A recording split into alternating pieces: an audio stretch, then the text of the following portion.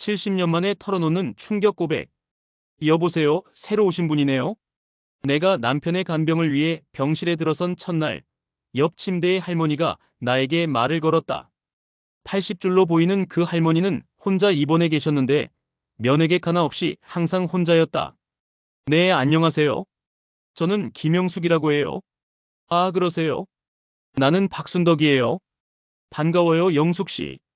남편은 뇌경색으로 쓰러져 의식을 잃은 상태였고 나는 매일 병원에서 밤을 새워야 했다.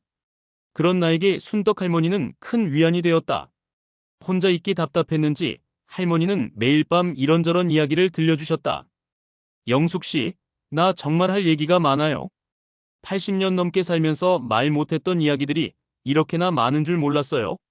처음에는 평범한 옛날 이야기였다. 일제강점기 때 어린 시절, 해방 후의 혼란, 6.25 전쟁 중의 피난살이. 하지만 며칠이 지나면서 할머니의 이야기는 점점 더 구체적이고 생생해졌다.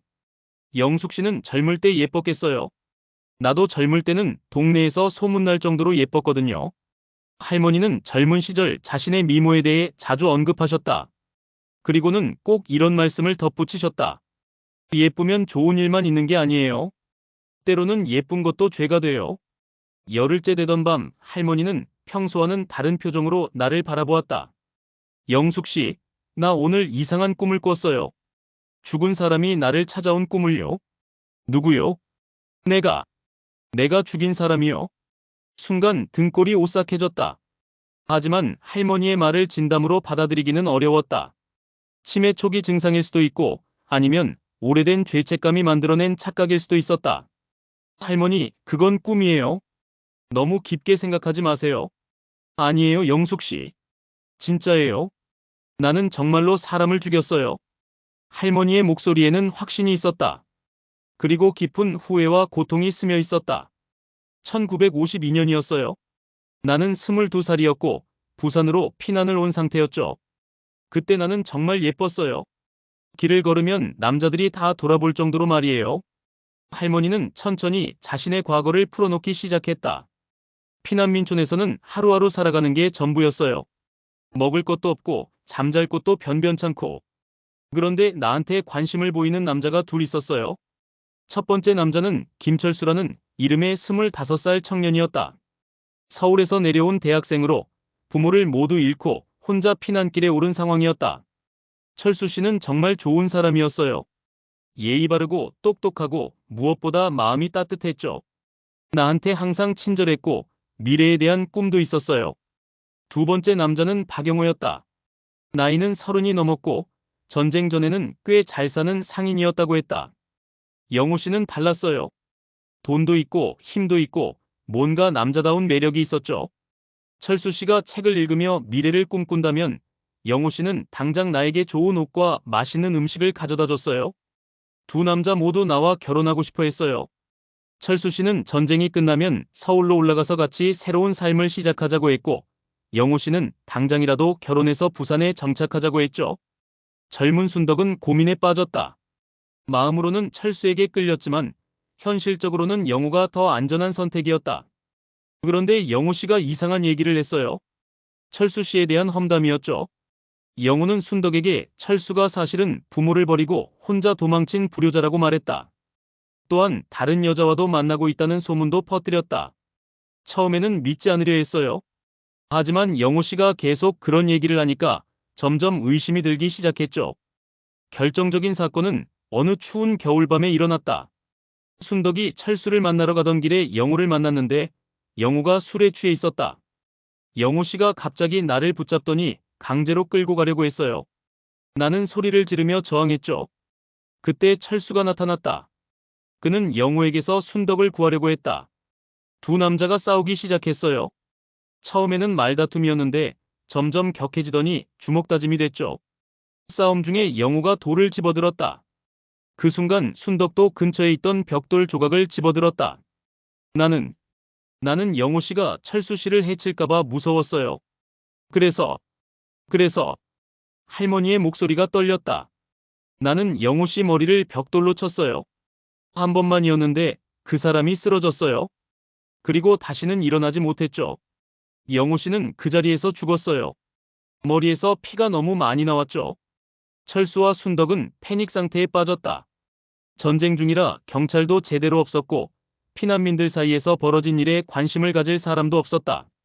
철수 씨가 말했어요. 일단 시체를 숨기고 아무도 모르게 처리하자고. 나는 무서워서 그냥 따라했어요. 두 사람은 영호의 시체를 강가로 옮겨버렸다. 며칠 후 시체가 발견됐지만 누가 죽인 건지 아무도 알 수 없었다. 그 일 이후로 철수 씨와 나는 결혼했어요. 같은 비밀을 공유하게 된 거죠. 하지만 행복은 오래가지 않았다. 철수는 죄책감에 시달렸고 순덕 역시 마찬가지였다. 신혼 첫날 밤부터 철수 씨는 악몽에 시달렸어요. 영호 씨가 꿈에 나타나서 복수하겠다고 했대요. 몇 달 후 충격적인 진실이 밝혀졌다. 피난민촌의 한 할머니가 순덕에게 찾아와서 말했다. 순덕아, 너 영호가 어떤 놈인지 아니?